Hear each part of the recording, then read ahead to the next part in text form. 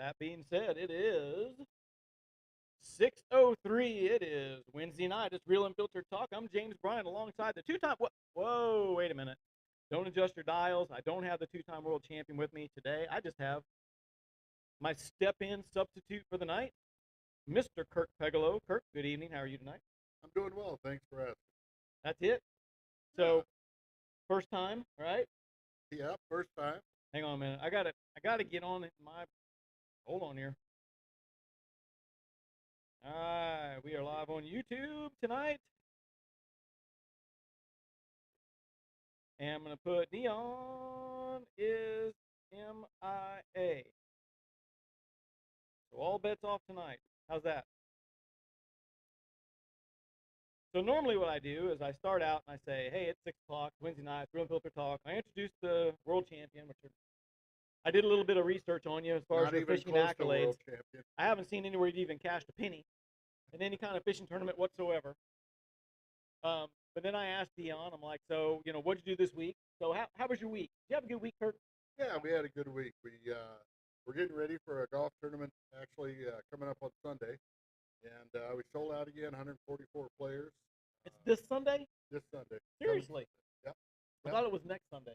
No, and you better check the calendar. You're right. I got to get my soon-to-be son-in-law, hey, who played last year with my daughter. His name is Robert Floyd. And my daughter's going to be a Floyd. Kind of weird, right? Is he related to Ray Floyd? I don't know. I have to ask. Yeah. Who is Ray Floyd? PGA Tour player.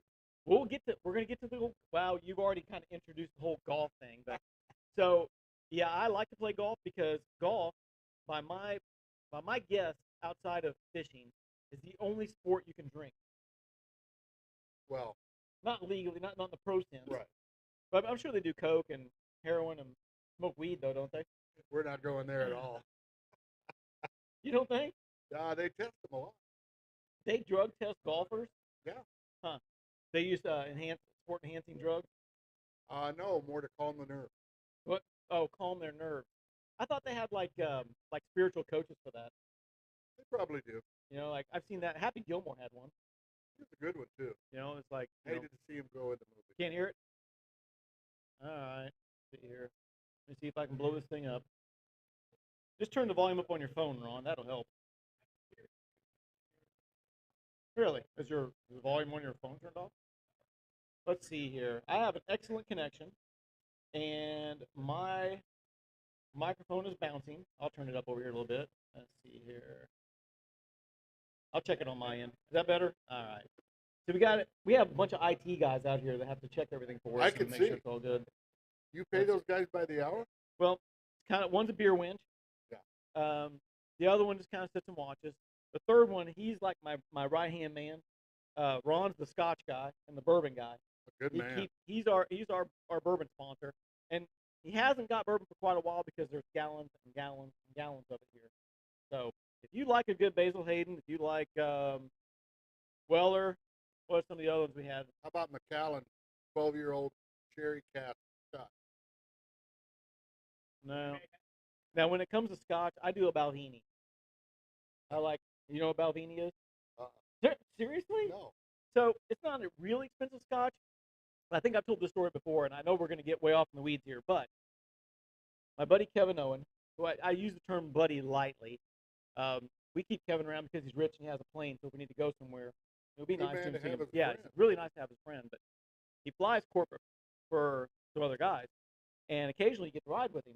So we got back off the ground one time. We flew to, I think it was Alabama and back, and when he stopped, he says, hey, we have to have a drink when we get on the ground. And I said, well, should I have been worried? He now always says, just kind of tradition. So he goes to the back, and he gets a styrofoam cup, puts a couple cubes of ice in it. He's like, here, have some Scotch. Well, I'm like a beer drinking, Crown Royal, cheap whiskey guy. And I'm like, I don't drink Scotch. Scotch tastes like crap. He's like, no, this is Balvenie. You'll like Balvenie. And I said, well, what's the deal? He said, it's aged in a rum cask. And then they put it in, so it's this Caribbean cask Scotch. You really like it. And when I drank it, I was like, hell yeah. So when we first started looking for it, it was around $98 a bottle. Yep. And now you can pick it up for about $78 or so. So not overly expensive, but that's my go-to Scotch. I don't blame you. That sounds good. And the only other one I know is a Glenfiddich. Yeah. Glenfiddich. Only because I used to hear him on TV all the time going, "Give me 3 fingers of good fitted," which I never understood what 3 fingers were. You know what 3 fingers? You know what 3 fingers is, right? On the glass. That's on the glass. That much scotch, no ice. That's neat, right? Yep, that's correct. See, you learn a lot when you're a bunch of fishermen lie. So I was telling Kirk before the show. I said I didn't go over the rules with you, but as everybody who watched this, and it's my understanding we've got some viewers tonight from Mexico and New Jersey. I want to thank you guys for watching, and feel free to chime in. If your internet signal works in Mexico, Kevin, if you're there, Kevin Cruz, thanks for watching. The rules are, cannot endorse anything unless it's we have an endorsement spot in the show. Because in fishing, you always have that guy that says, I couldn't have made it through the day without my Mercury motor and my Ranger 520 powered with my G Loomis rod. So that's all horse crap, and we don't do it here. So we say until we get to the end, we say this is who pays the bills. However, for like the situation we're going to talk about with what you're doing, totally different. You can plug that in anytime you want, and we'll get there. And then, as you know, and the guys know this, every story we tell, it's up to you to decide if it's true or not, because there's no guarantees. That opens up the door. There might be some gray areas there, but fact is, we're telling stories. It's a podcast. So there you go. Fair enough. Did you fish this week? Did I fish this week? Yes. No, I've been working on the tournament all week. Tournament. All right. So let's rewind back a little bit.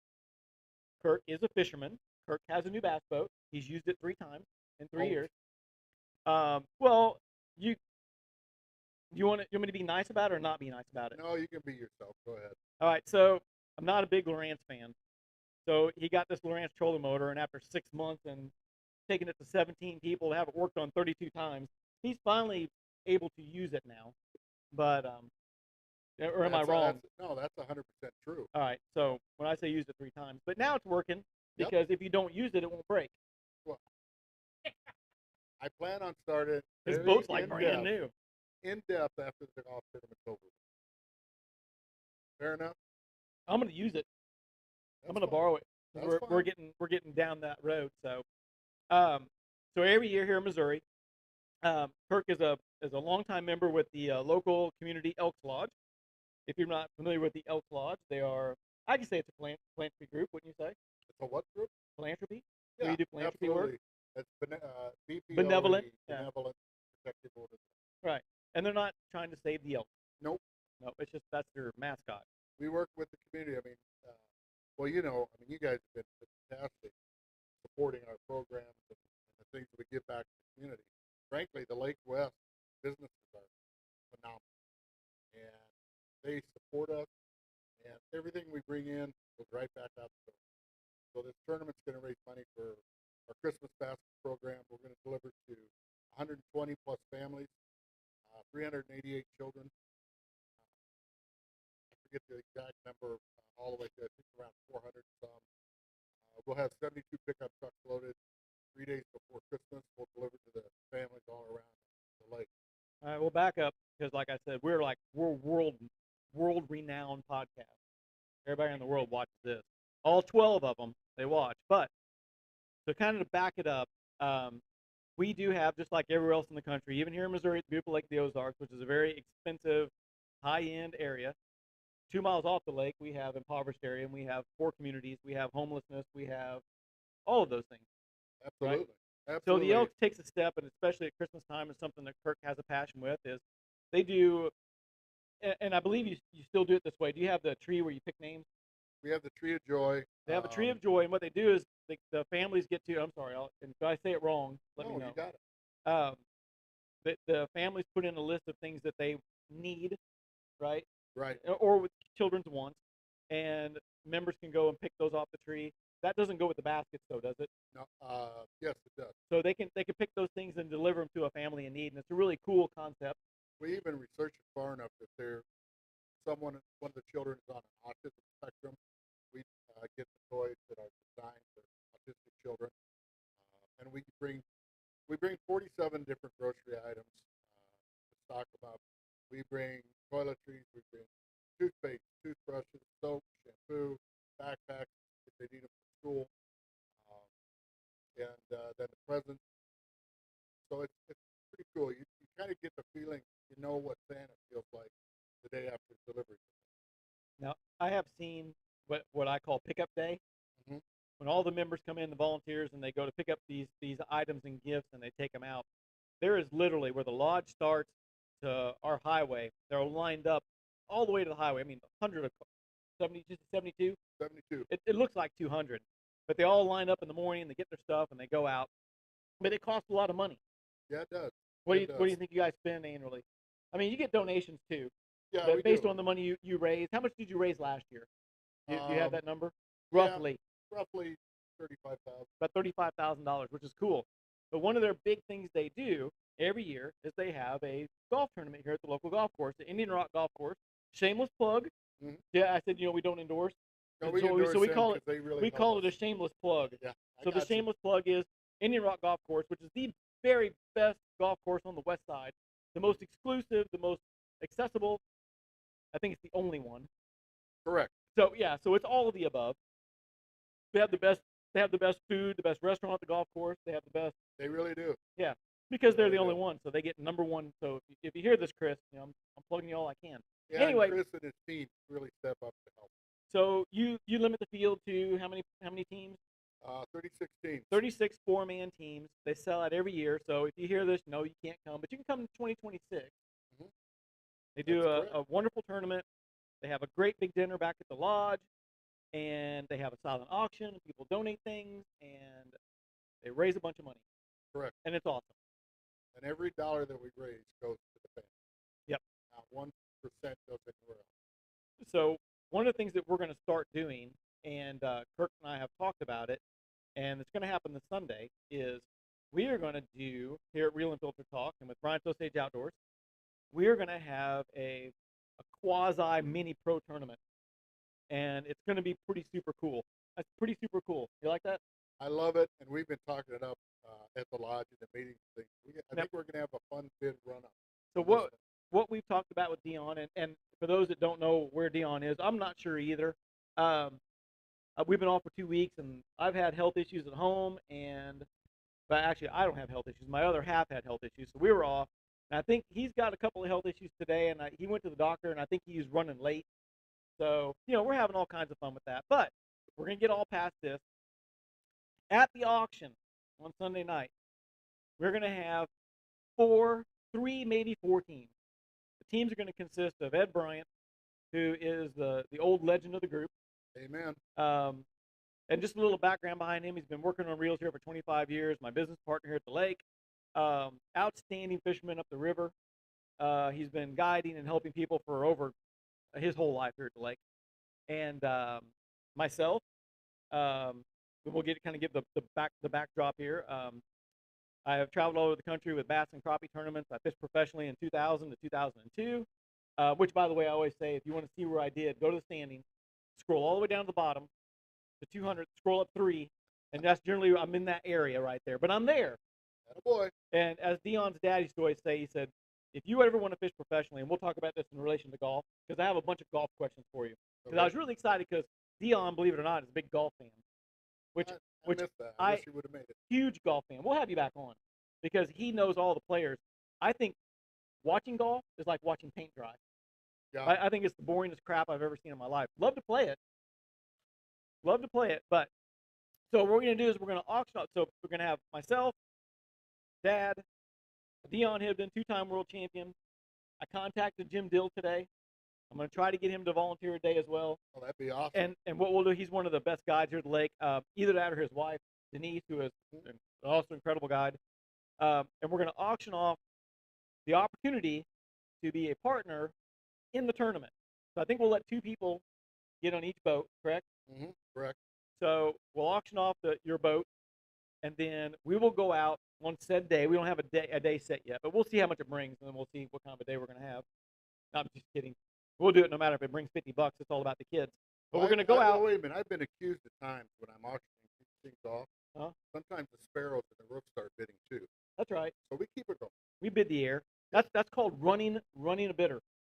You ever heard that term? There's always that sparrows buying again. So, are you ready for this? My dad and I both worked at auto auction, and we were both. He was a master at it. They're called ringmen, and the ringmen will be on the ground, and they're the ones that accept the bids. Like in any auction you go to, they're the ones that yell, "Yep." I'm not gonna yell it out. Yep, yep. Yeah. But you get an auctioneer that's so good, he'll be rattling his cadence off, and in the middle of his conversation, he'll say, "Hit it again, Kirk." Yeah. And no one else hits it, but he'd be like, "I got 25, 25. Ron hit it again," and he'll go, "Yeah," and he'll yell it out in a different way, and they know, that's not a bid, but no one else is paying any attention. So Well, hey, Kirk will run the bid a little bit and get that money up there. When I was a kid, my dad was a veterinarian, and he had to be at all the sale barns. And I learned real quick to figure out which ones were sales and which one were real. And That's right. back and forth. Yep. You always watch. I used to watch. There was one auctioneer. He would always hold the mic, and he put two fingers up. He had no money. He'd grab a hold of it. He's like, "I got $35," and he's got those two fingers up, and that's like everybody on the ground knows he's got nothing. Yep. He'll hit it again, and then when he pulls the hand off, he's like, "Now we got money. She's gonna sell, ladies and gentlemen." And it's like, all right, but we can have a whole one-on-one on auction etiquette and how to buy another day. For a fishing podcast, we're killing it tonight. So, gonna have a tournament, a 4-boat tournament, 3 to 4 boat tournament. We're gonna go out. Have not decided on species. Have not decided on time. I leave that with your background. We'll get the money raised, and we'll get all the guys together. It's like, all right, what we're gonna do. I think side betting will probably happen afterward. Yeah. I would say we'll have some trash talking. That's all included in the bid. You'll get that as well. Yep. And then afterwards, we're going to meet back here for the post ceremonies, and I am going to furnish pizza and beer for everybody involved, and we'll have a little post tournament party too. So it's going to be a good time. And if it goes well, I think we probably do it about every 4 months. That'd be fun. And we'll just raise money for the Elks Lodge for the kids, and that will give everybody here at Real Unfiltered Talk a chance to bid as well.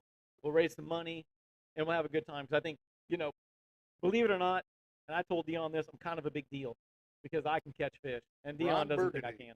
That's right. I'm a kind of a mixture between Ron Burgundy and Ricky Bobby. Oh my! I'm kind of a big deal, and I piss excellence. You ever heard that one? Yeah. Have you ever seen Talladega Nights? Yeah. Many times. Let me tell you, Dick, when I get up in the morning and I piss excellence. I'm just kind of a big, wide, hairy winning machine. You know what I'm saying? If you ain't first, you ain't last. Ricky Bobby Inc. Number 1. Well, that escalated quickly. There you go. Wait, that was Anchorman. That's another one. That's right. You got to have your head on a swivel when you're in the middle of a cockfight. I know I'm the second team, but I come up with things once. Did you hear that one? Sometimes you got to have your head on a swivel when you're in the middle of a cockfight. That's when they have a fight. But anyway, so we're going to do that. It's going to be really cool. So stay tuned on that. I'm sure we're going to put GoPros on the boat because I have cameras left over from our Fox Sports days. We'll put cameras on the boats. We'll do some clips. And I'm looking really forward to kicking Dion's ass. Attaboy. Because he gives me crap all the time, and he's really good about, and he's not here to defend himself. So I can kind of trash talk him right now. Well, I don't have a dog in that fight, so I'm staying out of that. So here's the difference. Here's the difference between, and keep this in mind because these are going to be questions I'm posing you later in relation to golf. Because tonight's episode is, what's the difference between this is the title of the episode tonight. What's the difference between a pro golfer and a pro fisherman? We're going to find out tonight on Real Unfiltered Talk. So, because there's a lot of parallels, okay? So, Dion is, I'm going to go get the 5 biggest fish I can, and if you've ever watched the show, you got to know where those fish live. You got to get the big ones. You got to go big or go home. And those guys catch 30 pounds or they catch 2 fish. They never go for consistency, even though when Dion fished in his career in the 80s, you could make it to the Bass Masters Classic Championship on a 6-pound average. So if you only caught 6 pounds a day through the entire season, you can make the Classic, the big show. It'd be like in Major League Baseball, if you have a 300 average or a 280 average, whatever it is, you can be an all-star. Is that whatever that term is? What is the number? Is it 240? It goes up and down, fluctuates. So can a golfer be consistent and make it to a championship, or do you have to be a guy that fishes it or golfs at the very top of his game all the time?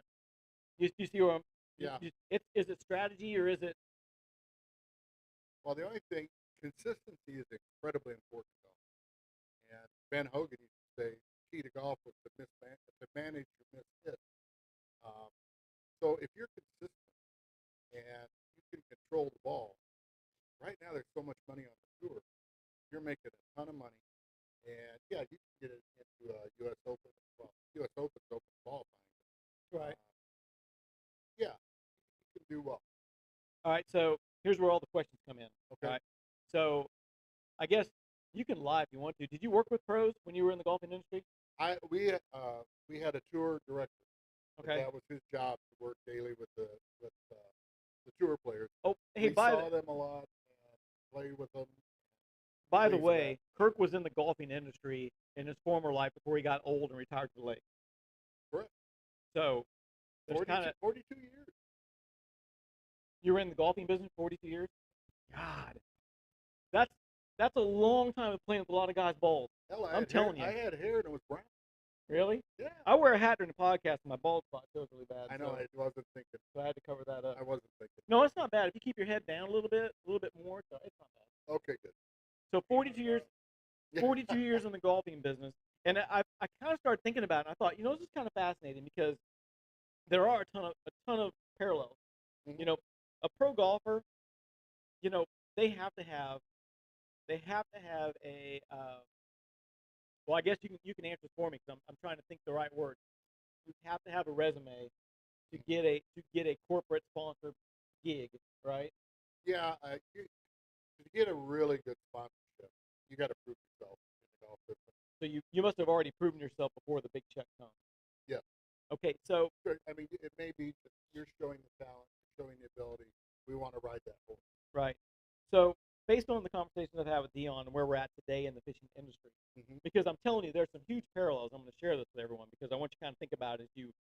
If you're a young angler and you're online right now and you're like, hey, I want to be a pro, there's a couple things that kind of really make me think. So I want to throw this by you. In the 80s, and I always say the 80s because really professional bass fishing started 71, somewhere in there, but really hit its peak like from 80s to the 90s. It's like when it was really, really big. But those guys were getting paid cash money to go fishing. In other words, corporations were writing a check. They were giving them boats. They were giving them motors. They were giving them equipment. But they were, most importantly, they were getting cold, hard cash checks. Yeah, then, the same way we do it. As the 80s and 90s progressed and we got into 2000, the checks dried up. Then it became product sponsorship, where a fisherman was getting, they would say, okay, here's what we're going to do. I can't give you $25,000 to participate in the tour, in the bass fishing tour. What we're going to do is we're going to give you $20,000 worth of tackle. And you can go and promote it, sell it, which most of them never did, which I never really, some did. I can tell you from the Hibden standpoint, in their contract that they had with Evinrude Motors, they were given X amount of motors a year. And they could sell those at a discount, stay underneath, send them to the dealer, they would rig them up, and that's how they paid a lot of their entry fees, gas, travel. It was a very lucrative deal, but you had to really work, on the product sponsorship versus, getting money. And as the economy, the recession from 2000 2008, we get entered in the recession, less and less companies were paying less and less money and giving more product, because as you're aware, the cost on merchandise is probably 10 cents on the dollar from the manufacturer, and by the time they just give it to them, a $15,000 investment only costs them $3,500. Right. Make sense? No, absolutely. Similar in the golf industry? Well, no, not completely. It's two parts of that answer. First one is none of the golf companies pay the entry fee or anything like that. We provide the product at no charge. Custom fitted for them. We listen. You take a forged blade, okay, and Jamie comes in and says, "Okay, I like it, but I need that toe rounded a little bit. I want it squared off." We do all those things, and we have backup sets. That's the way that goes. However, ironically, with the PGA Golf Professional Club, they like this or what? The Shop Pro. The Shop Pro. We almost every golf company, major player, has what we call staff programs. And what we do is we go in and we call on Joe Pro, and he really likes our equipment. Okay, here's the deal. You bring in an order, pick a number, it's probably changed entirely. say it's $10,000. You commit to doing $10,000 with our business. You'll play our clubs, and we'll put your name on the bag. We'll take all that, and then they push us all year long. And the best, the word of mouth. I mean, you come out to the club, you're pro playing Wilson, McGregor, Tommy Armour. That means something. But you don't see on the PGA Tour when the guy wins, he holds up this Titleist golf ball, drop me a picture. But they are wearing the hat. Oh, they all wear the hats, and that's expensive. But they all wear the hats, they all wear the shirts. That's why you see logos now that are the size of a hand. Right. But they, it's not like NASCAR. It's not like this. I mean, those guys were the best. All the research we did back in the day showed us that NASCAR was the most grand, loyal product in America. It's like, hey, Tide wins that weekend, the Tide car. By God, the wife better not come home with something other than Tide. And that's the way they are. But we are in the middle of, and I'm trying to think of the right way to say it. I think what you're saying is true, again, in that same time period, from the 80s to from 2000s on.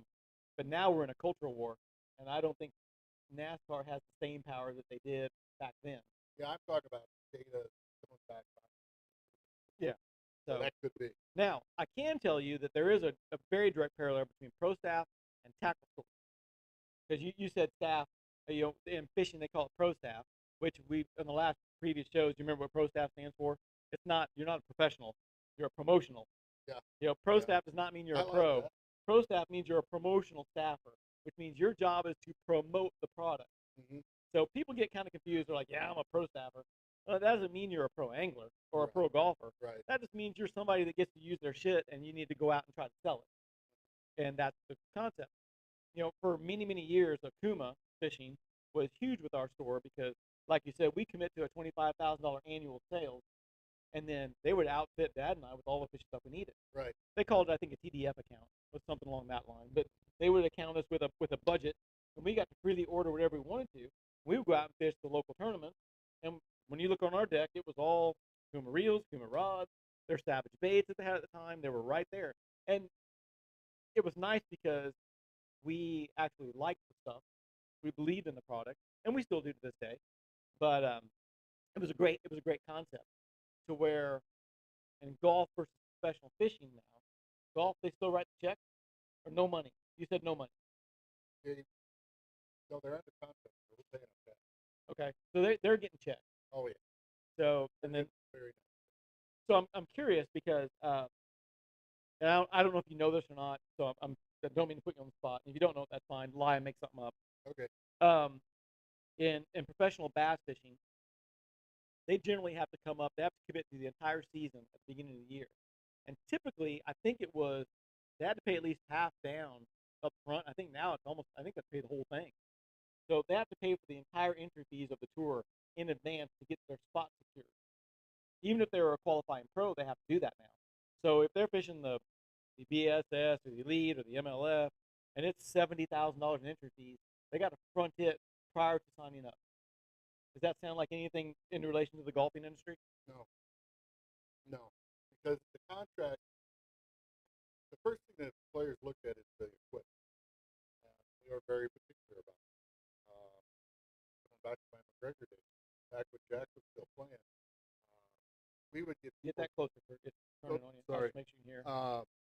We'd have people call the company and say, we want a set built just like that, exactly like that.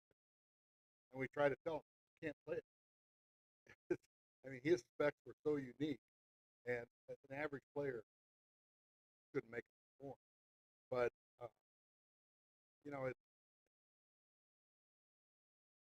we take care of the equipment. We do a flat-out cash contract, unless they've changed it on me, but I don't think so. And then we get the logos, the bag, and the name on the bag, and let it go from there. They pay their entry fees. They don't pay for any equipment or anything. Gotcha. Okay, Plus so cash on top. You a football fan? A little bit. Have you been watching this year at all? Yes, sir.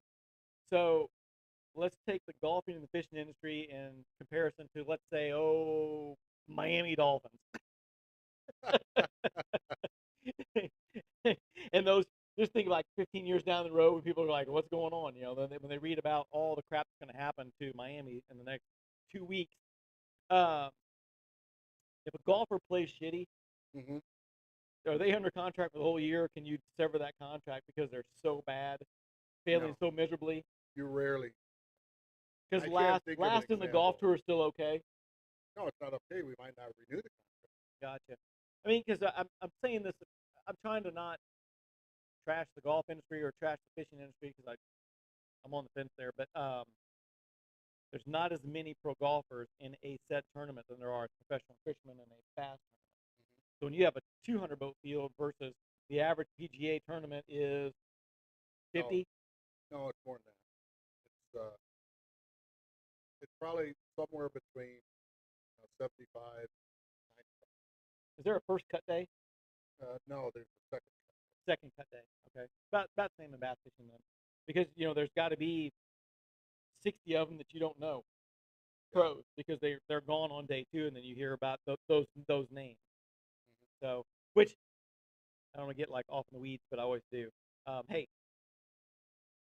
um, a lot of golfers that I just learned this in the last couple of days are outdoorsmen, Oh yeah. and I never really thought about the fact that I mean they play golf outside, but they're kind of I think like elitist preppies. Mm-hmm.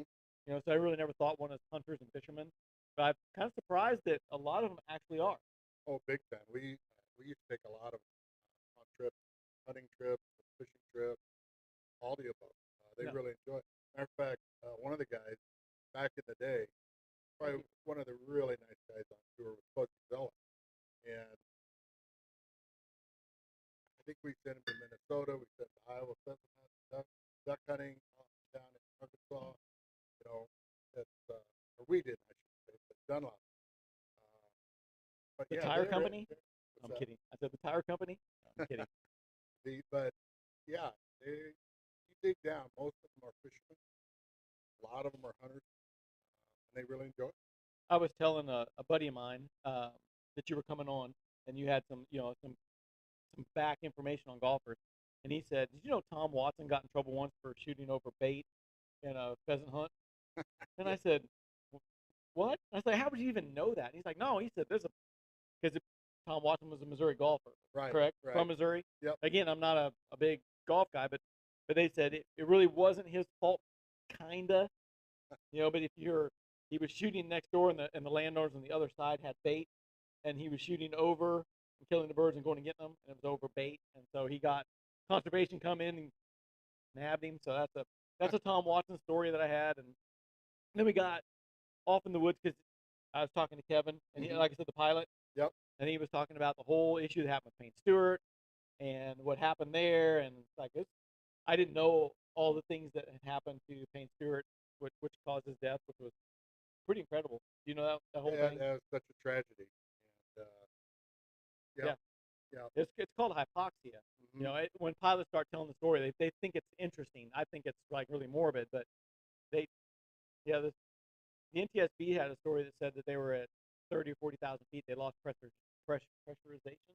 Yeah, and didn't it fly across both Dakotas? They left like in Florida and went, and the plane crashed in Yeah, South Dakota. yeah, Yep. But they had a military plane that was kind of considering shooting them down so they wouldn't crash over. yes. But they said they could see the pilot slumped over, iced over inside the cockpit. It's a terrible thing, And but he was such a class act. I don't know if you guys know this, but they give out the Payne Stewart Award every year. Paul Azinger won it this past year. He was so well thought of, so well liked, he did so many great things. It was a real tragedy for the game. get this. I got somebody named Jay that says, "Hey, say someone cut the cheese. One of those live mics picked it up. We didn't fart.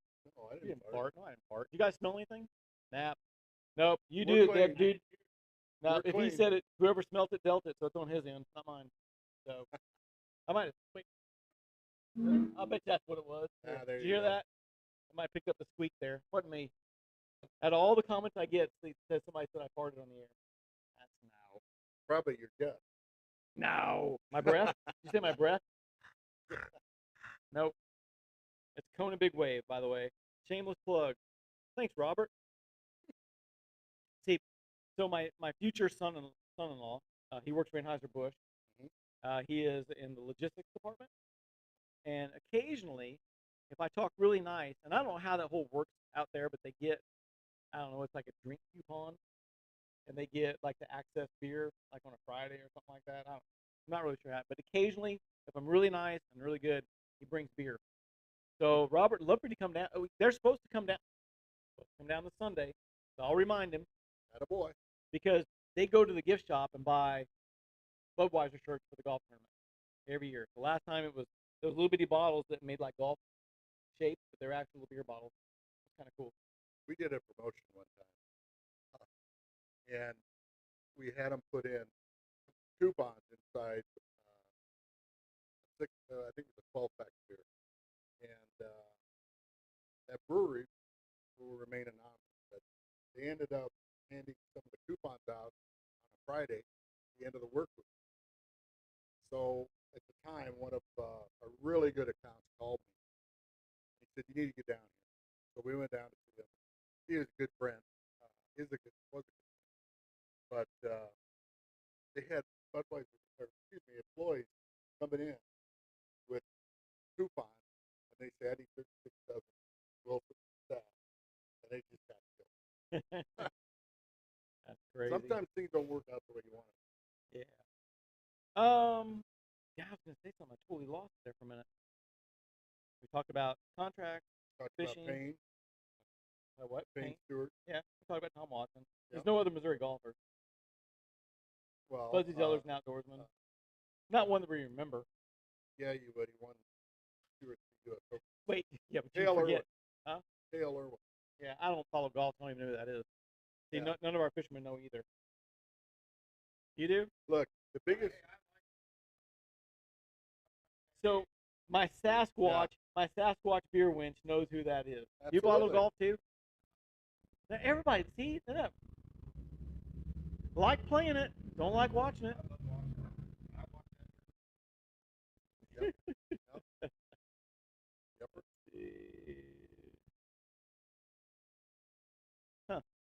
Huh. So yeah, let's back up a little bit. So Okay. outside of golf, Yep. you do live on the Lake of the Ozarks here in Missouri, Yeah. and you do and can fish. Yeah. We have to have a Well, podcast. wait a minute. You need to know the story. I didn't say successfully. I just said you need to can know the and story. do. My folks bought a family lake home in 1963, and we've been coming ever since. But when we came, when I was a kid, it was boating, drinking beer, skiing. I didn't fish. My dad did, but I didn't. So when we moved down here full time, I told my wife, Barb, I said, "I'm going to take up fishing." And so there was a gentleman, actually went to vet school with my dad, Doc Lee, and he picked me up and he said, "We're going to Bryant's Outdoors." I said, "Okay." He said, "You don't go anywhere else." I said, "Okay." So come in with Doc. Ed walks up to me, says hello, and he said, "What are you looking for?" And I said, "I don't have a clue. I don't know what I'm doing." And Ed set me down and took everything, got me everything I needed. And then I started fishing. Then I'd come back in. And I'd say, "What do I need now?" He said, "You don't need a damn thing. I've got you. Rig fine. Don't just keep doing it." I went through that for quite a while. But honestly, he took such good care of me. And then he finally admitted, he said, "I like that you were brutally honest with me. You said you suck. You don't know anything about fishing." I said, "Well, truth hurts." But since then, it's been a lot of fun. And you guys have taken care of me for, God, 14 years. That's a nice shameless plug. That's not Good. Now, the cool thing about it is Kirk and I actually talk. We talk business from time to time too. Quite a bit. I'll make conversations about I'll make a social media post that says, "Hey, we may not have everything, but we've got the right stuff." And he'll like send me a message or come in and it's like, "No, don't say that. Hey, don't say stuff like that. Don't say you don't have the best. Don't say you're not the biggest. Because his vast experience in the industry is like, don't sell yourself short. Never sell yourself short." Absolutely. And so I've been working on that. And don't get too much inventory. That's right. Yeah, that's crazy. We can get to a whole big conversation about that. But let's see. Ooh, that's funny. I got a guy on the air. I think he actually thinks you're Dion. Oh, well, that's a compliment. He's like, I'm moving on up. yeah, can Dion give the internet the best impression of Jonathan Winters on Carson? uh, so I'm not even gonna go on that one. That's something else. We might have like a foreign influencer on there. I don't know. Uh-oh. But oh, hey, check it out. Here's Dion. Hang on just a minute. Yep. Are you in the hospital? Are you? I'm doing the podcast. Let me call you. Let me call you right back. All right. So he's still the doctor. Oh. So anyway, um, so you started taking on fishing. Mm-hmm. You bought a new boat. Yep. Well, Yep. no, I bought a used an old, what was it, a Lund? You sold it for me. But Lena, yeah, Lucky Lena. And it was about 16 foot long. And after almost throwing myself out of the boat, kind of going back to gas, decided I would like it enough, and then I would. But But yeah, you we went. enjoy it. But you went all in. You know, you don't. So Well, you can't be a little bit. I know I was going to ask you too. Remind me. Just say. Remind me about life scope. All right. I think we'll get there. But went out and got him a beautiful nitro bass boat. Nice. They smell like new cars. You know. Yeah. They got their own smell. That fresh fiberglass, little carpet edges. Nice. You know. Nice. Nice boat. And it was the right color. Blue and white. Right. I like it. Always liked blue. So I know I was going to ask now. Let's do one more parallel with golf and fishing. Are you familiar with what live scope is? Yes. Okay, I know you don't have it. Nope. We're gonna get you one because you have to have one anyway. Um, so live technology is where it's kind of like a sonar where you can see things in real time moving around, and it was like this new tech which kind of has 50-50 approval still. BSS came out last week. Now they're doing in their tournaments. They did an actual coin flip, and half of their tournaments they can use the technology, and half of them they can't. And they're trying to make it fair for everyone, and they're trying to stimulate viewership, and they're trying to get things going. And that whole thing reminded me of what's it called? XIV, Live golf. and then they have virtual golfing. And there was just like this big push where they were all these big pros were like playing golf on TV, where they're smacking the screen. Yep. And then it just disappeared. Is that still a thing? I think they only ran one season. I don't know if they're coming back, to be honest with you. Because nobody wanted to watch it, right? I don't know. I mean, actually, I thought it was kind of interesting. Fun. It was a little looser. But yeah, no, I get it because they talk about it and they're like trash talking and having fun. Right. But it made me think about it. I know it sounds really weird, kind of a parallel. Viewership dropped substantially when live scope came to professional fishing because they didn't find it enjoyable for people to watch, a guy staring at a screen.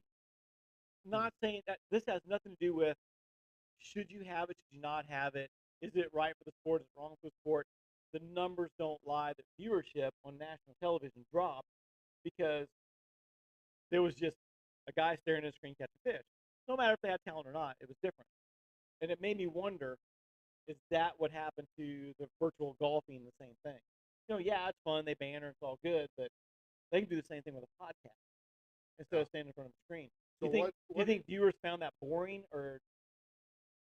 I'm not sure. I really don't know, but I'd be interested. What would you say to people that listen to you on the podcast, people that come through your doors?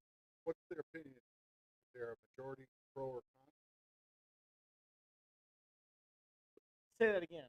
I have to process that one more time. I've been reading all these articles about life.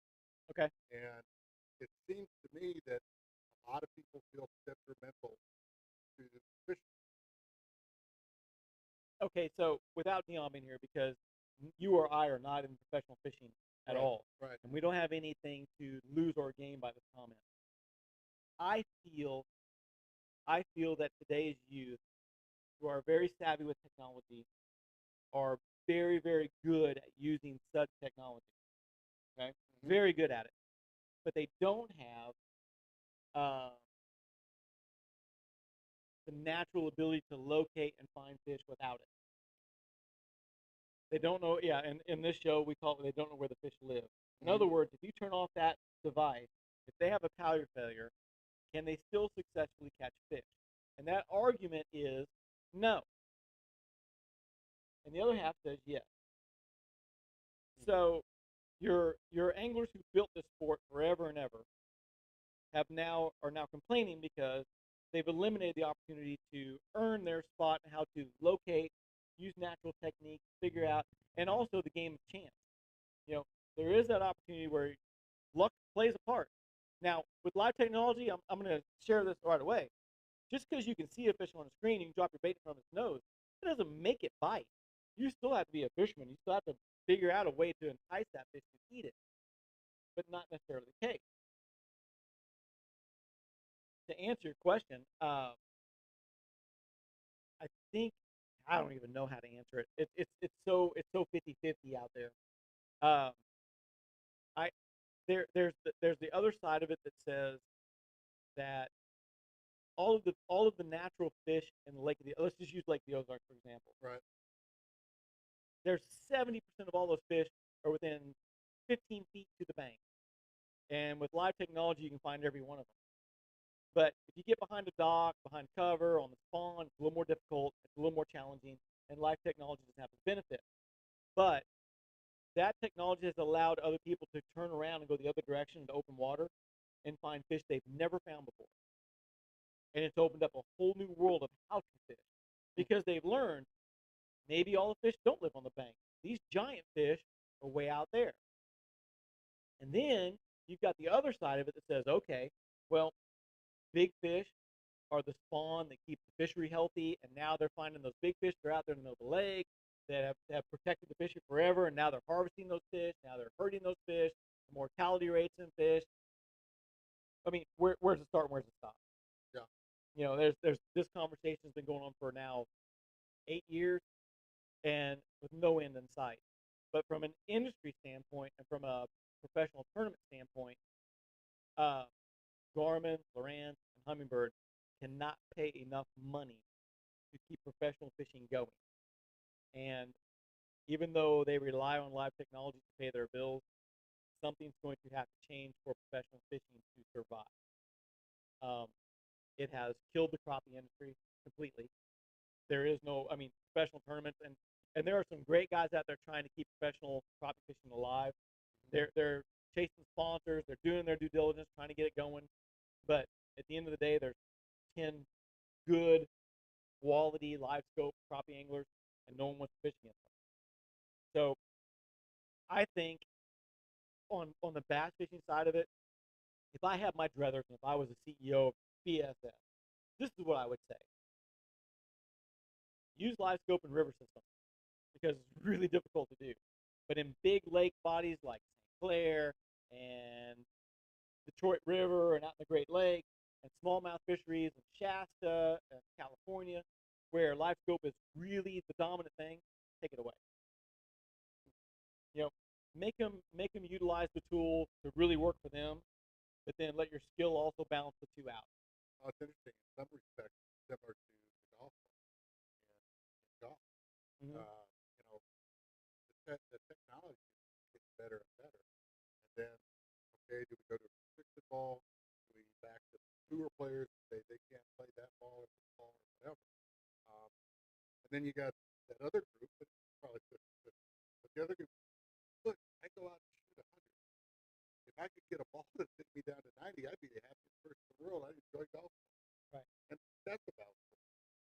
Sure. So but it kind of sounds And then like it becomes, is it the player or is it the ball? Yeah. You know, you get lucky and you crack one every now and then.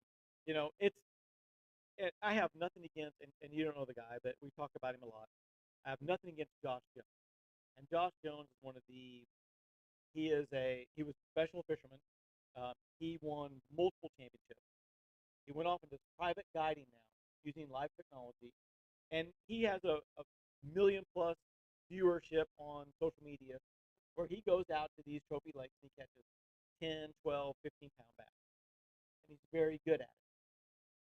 I don't have anything against what he's doing, but even he admits that the industry is dead because of it. And he's getting $2,000 a day guiding people out, teaching how to use it. So, I don't know. He knows there's a problem. It's not, it's crazy, but he has just as many people on the internet that hate him, that trash him for what he's doing, than those that accolade him for his skills, what he's learned to do. But I interviewed him once at Grenada, Mississippi, and this is where I was going with that. And when I asked him how he located the fish, this is what he said. I looked to see where everybody was going, and I drove the other way as far as I could to get away from them. And then I dropped my unit. And in bass fishing, and with the trolling motor, you either have 1 through 5, 10% to 100% on your trolling motor, and typically, back when I was fishing, you wanted to start your trolling motor around 30% because you had lead batteries before lithium and all these great things, but you'd run about 30%. And you'd like pace yourself because you knew at the end of the day, if the wind came up or something happened, you need to have that reserve power. So by the end of the day, you crank it up to 80, but you're still running about 40. But that's how you did management of your equipment, because you had to get back and you had to fish your day. Josh Jones would say he would crank it up to about 80 on his trolling motor, and he would fly down the bank until he found a school of fish. And he would target a bigger fish, and that's how he'd find it. That was in the term we call patterning. The rest of us go, we look for current flow, we look for wind direction, look for bait. We try to find color selection. We try to see what kind of habitat's around. No, not the live scopers. They go and just cover water as fast as they can. And with lithium technology and brushless trolling motors, it makes it simpler and easier. And that's where that big argument lies. You take all that technology away, and the same guy still catches it. If you take all the fancy flexing rod shaft and the carbon and the fancy lofts, and you give everybody the same set of clubs, is the superstar still going to be a superstar? Do I think so? Yeah. Yeah. And the game because they figure it out, right? Yeah, absolutely. And they work on it. Back in the day when the guys got done playing in the tournament, so I'd seen them in the bar, we'd sit and talk. It was a good old time. Now, Tiger changed all that. These kids are working out, and they're running, they're doing weight, and everything else. And they're real athletes. It's changed the game. There are a lot of good players. Yeah. But you see where I'm going with that. Oh, sure. I'm not hammering a golfer. I'm just asking. I think that in the fishing industry, I think we all argue that you've got a young kid that's up and coming who has never been fishing before can suddenly become competitive. That's the argument. Don't know if it's true or not, but that's kind of how it leans. If a kid's been playing video games for his whole life, which we all know, you should be outside instead of playing video games. Now they're saying, hell, he played video games and made him an excellent fisherman. So, shit, I was wrong. But in golf, or let's say baseball, let's say football, can't learn that online. You've got to go out and play with the other kids, and you've got to be hands-on, and you've got to go out there and learn how a green lies. Well, that's why. And the lay of the land. And the junior golf programs around the country are absolutely, and even that has evolved to where you got the AJGA now, and they have tournaments all across the country. And those players, those kids, work so hard and are so good. It's incredible to watch. And then you take it down a level, you go to the club professional. The junior programs that they've put into their courses have been great. We've had a couple of times that I experienced. One was Tiger. That changed. Our every major club company went like this because everybody got COVID. COVID saved country clubs all across the USA because kill the theaters to help the golf club. Yeah, because that's where everybody should go to do anything socially. It's play with the foursome and you're staying 6 feet apart and all the above. But that saved fishing, camping, RVing, Yeah, biking. absolutely. Everything outdoor related for social distance was huge. The biggest challenge in the golf industry was to retain That's the kids. that's the same thing it was in the fishing industry.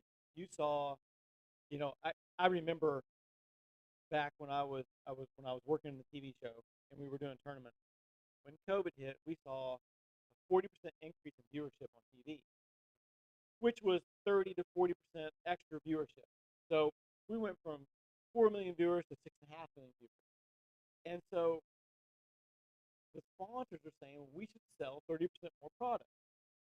So they started ordering more product. And then guess what? We had oversaturation. We had too much inventory, like I said before. And then COVID winded down, and then all of a sudden you saw campers, kayaks, golf clubs, fishing equipment, all to fire sale Yeah. because they all had to go back to work. So the retention, I get you saying with the retention, but it happened across the whole outdoor industry so much, not just golf, but all Yeah. of them, because the same thing happened.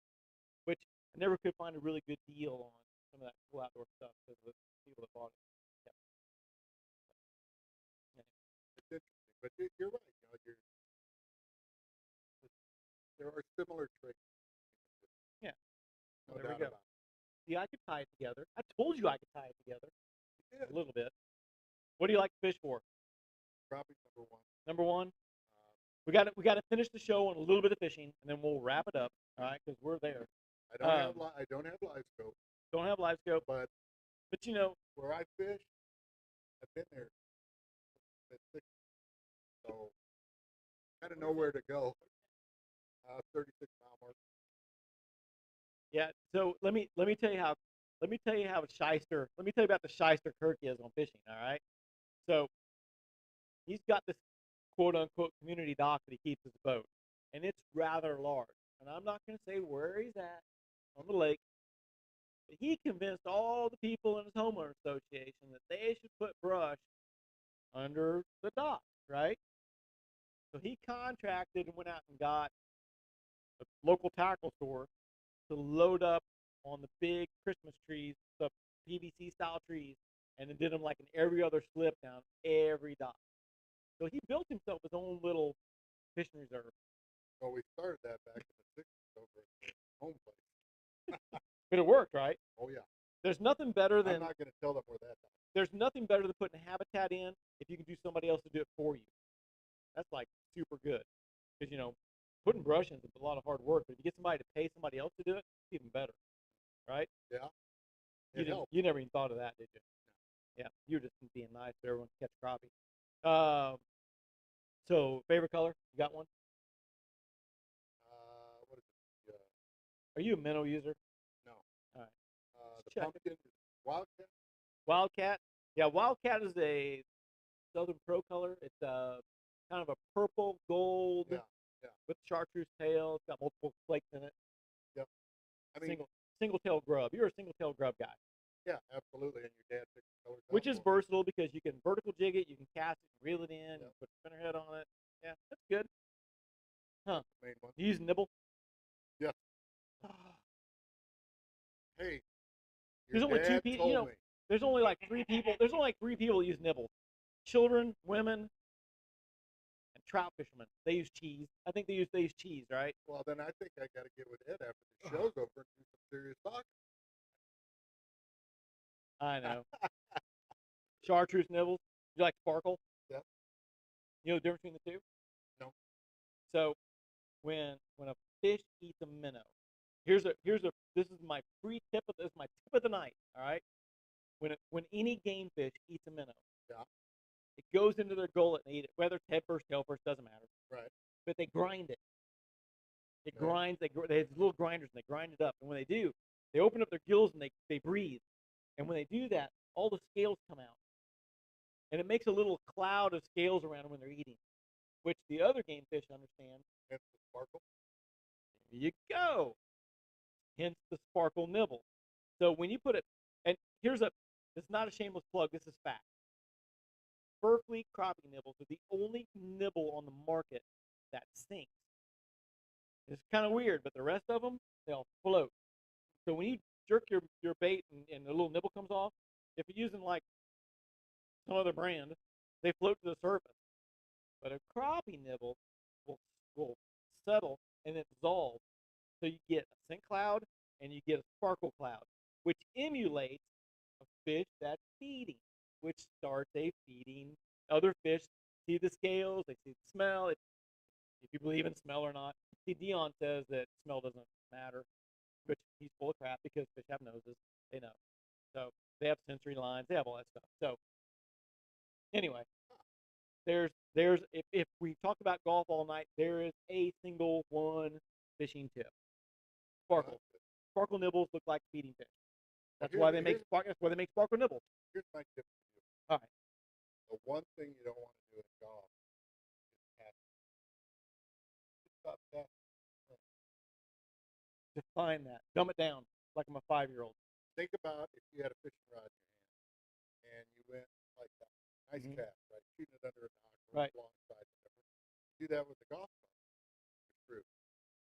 So that's the only thing I can come up with. It's like sweep, fishing and casting. More sweeping than casting? Yeah. All right. I don't know. The more I drink, the better I play. I understand. That's kind of my rule. Actually, the more you bid at the auction too. So that's right. Well, it's like you said at the very beginning of the show. It's like you got to be relaxed to play golf. Yeah. Alcohol's depressant. There we go. See, works. So never. But say never. Can't smoke weed in public in Missouri. Did you know that? No. Especially in parks and stuff like that. You're not supposed to. You ever smell weed at the golf course? Oh, yeah. They're probably vaping. Anyway, I don't know. Yeah. All right. Well, that's going to do it for the night.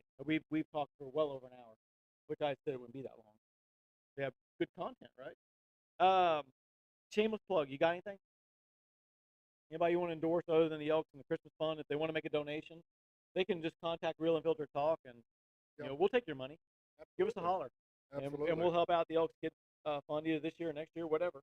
So, my shameless plug, kind of did it earlier, but my shameless plug is you better get into Brian.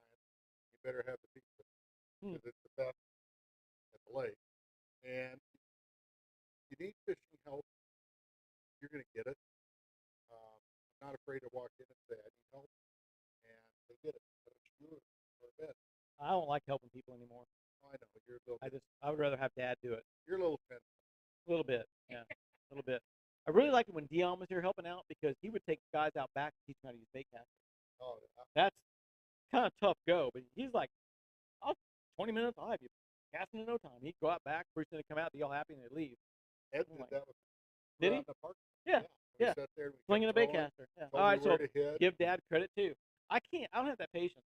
I'm like, give me that. You know what you're doing. Shocked. My shameless plug, and Lloyd's not here, but Lloyd at Hiawatha Beach Resort up in beautiful little Buffalo Cove. He is our one and only sponsor we have for the show. He's nice. They've got, it's wrapping down the end of the season. He normally has great ice cream and gas and all that kind of stuff, and I'm sure you can still. Fall fishing is going to be huge. Big Bass Bash is coming on the end of the month, before the 5th of October. So go see Lloyd upriver. That's where the Big Bass Bash winter was last fall, I think, in the same cove. So go see Lloyd. That's right. That's right. He's in the very back. So if you guys don't know where that's at, go see him because Lloyd will tell you where those big fish live up there. And if not, we did the best we could. Shout out to Brian Phil Stage Outdoors, like Kirk said, because that's where they let us stay here and do our podcast for free, which is kind of nice. Real nice. We steal their electricity, so it's good. Attaboy. And hopefully we'll see you all next week at Wednesday at 6 o'clock. And hopefully we'll have a great guest like you. It's super awesome. Thanks for coming on, Kirk. Appreciate it. Yep. Guys, have a great night. Be safe. Make sure you wear life jackets. We'll see you next week on Real Unfiltered Talk. Thanks for watching, guys.